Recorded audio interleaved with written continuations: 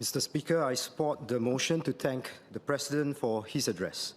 President Tharman Shanmugaratnam reminded us that the world is changing in profound ways, that our global order is fraying, that we must face the future with foresight, with fortitude, and with faith in one another.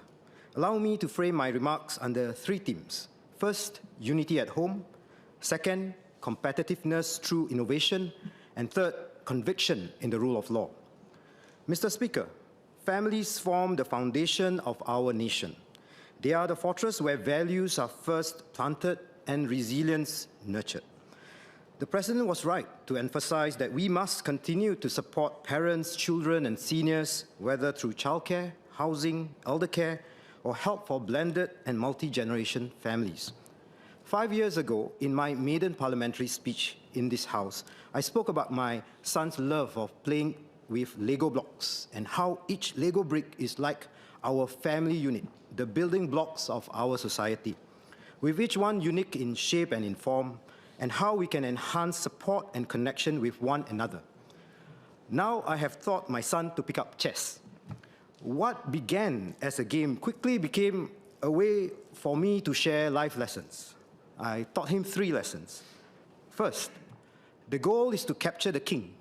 You can risk everything, but not your queen. Second, if you play to avoid losing a single piece, then you will surely play to lose. Third, whether you are king or pawn, everyone returns to the same wooden box in the end. These, Mr. Speaker, are not just lessons in chess, but also lessons in love and in life. We protect what is most precious to us. We take bold steps when needed, and in the end, we must remember that what matters is not status, but how we played the game of life. Beyond families and into our communities, racial and religious harmony, meritocracy also form the vital glue that holds a nation together through times of change. In our pursuit of growth and progress, these must never be sacrificed or compromised, for they are not negotiable assets, but enduring safeguards of our collective well-being. Lesson number 1, just as in chess, where the goal must be to capture the king, but one must never recklessly risk the queen, we must strive for success and advancement, yet we must never endanger the sanctity of family life and our racial and religious harmony. Without them, even the boldest pursuit of victory would come at too great a cost. That's why I'm proposing more support for families by extending schemes such as the Large Family Scheme, Life SG credits to support more families, including blended families with stepchildren. In this House, I've also previously called for more childcare leave and support to be given to families with more children. Beyond this, let us strengthen parental support, expand intergenerational programs, enhance after-school care, and provide more relief for caregivers. Just as in chess, every piece matters. In Singapore, every family, no matter its form, deserves our support. Our nation's story is one of sacrifice and solidarity. We must continue to choose we first, not me first. Mr. Speaker, the President reminded us that global competition is intensifying. Cost alone will not carry us forward. We must adapt faster, innovate bolder, compete on skill, on speed, and on trust.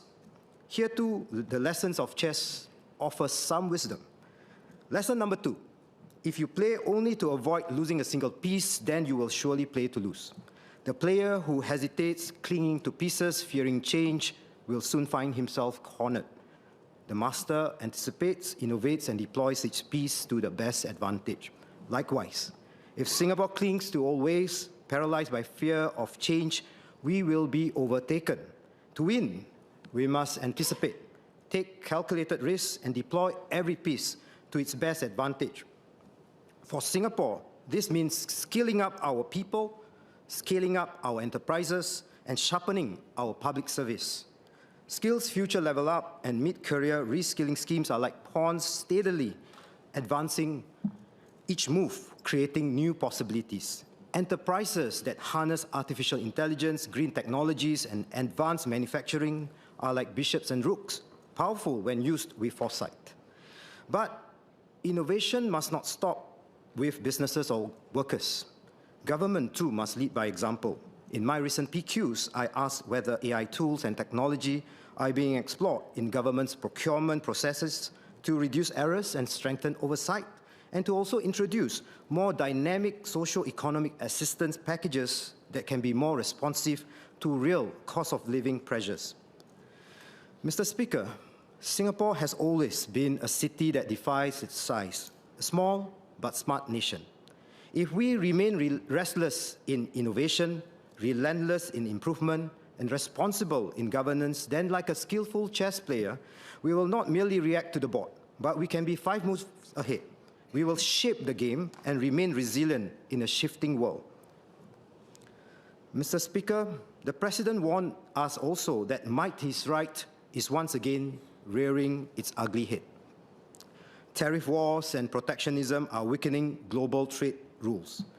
In conflict zones and humanitarian crisis places like Gaza, civilians suffer most when international humanitarian law is disregarded.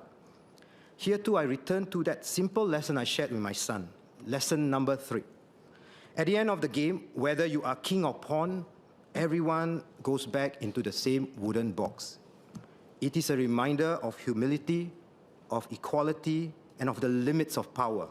In chess, even the strongest piece must obey the rules. Without them, the game collapses into chaos. Likewise, in international relations, rules and law are what protect the small from the strong, the weak from the powerful. For Singapore, this means upholding fairness and the rule of law at home, ensuring justice is impartial, combating foreign interference, protecting our people from crime and terrorism. Internationally, it means standing up for the rules-based order, defending open trade against protectionism, affirming humanitarian principles that shield civilians from suffering. Singapore may be small, but when we stand by principle, we are larger than our size. In choosing rules over power, we safeguard not only ourselves, but the very system that allows small states like us to stand tall. Mr. Speaker, in Malay, please. Tuan Speaker, bagi negara kecil seperti Singapura, pematuhan kepada undang-undang antarabangsa amat penting kerana ia adalah benteng utama yang menjamin kedaulatan, keselamatan dan hak untuk wujud di tengah-tengah kuasa-kuasa besar. Dalam iklim geopolitik yang semakin berpecah belah dan tidak menentu hari ini, kita mesti terus berpegang teguh kepada prinsip kita. Kerana hanya dengan cara itu, sistem antarabangsa dapat kekal adil, teratur dan memberi perlindungan kepada negara-negara kecil.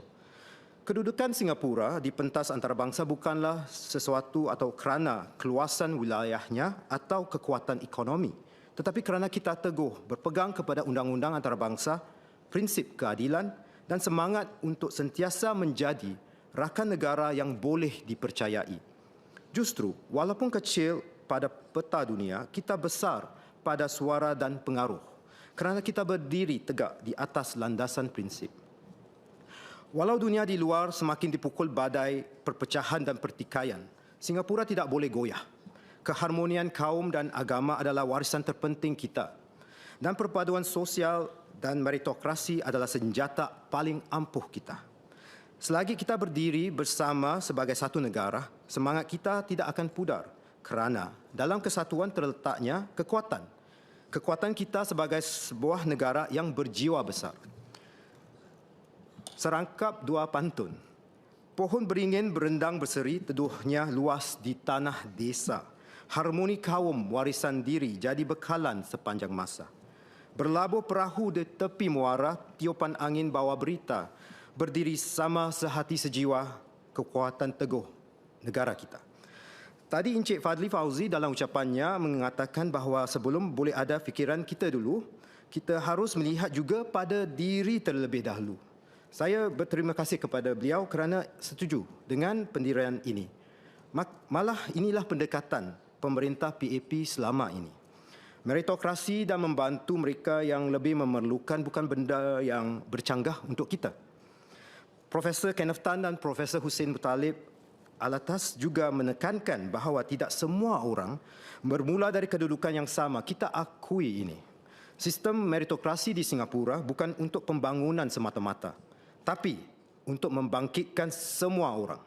Inisiatif M Kuasa 3 Projek Dian mendampingi keluarga rumah sewa, Projek Fitrah untuk keluarga rentan, kelas matematika untuk kanak-kanak prasekolah, workfare dan progress wage model untuk pekerja berpendapatan rendah, bantuan pakej merdeka, pioneer silver support dan lain-lain lagi. Ini semua untuk pelbagai lapisan masyarakat kita yang memerlukan. We First tak bermaksud kita buta tentang faktor-faktor yang menghambat pembangunan seseorang individu. Meritokrasi kita dari segi pentadbiran governance untuk menangkis nepotisme, tokenisme dan sistem kroni.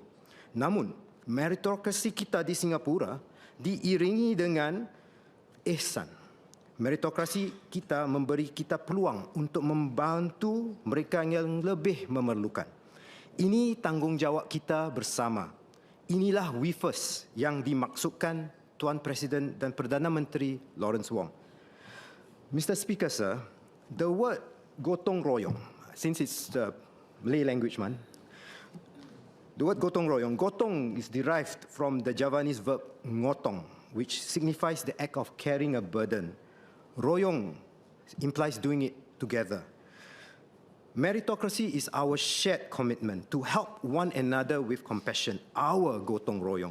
This is how we Singaporeans carry each other together.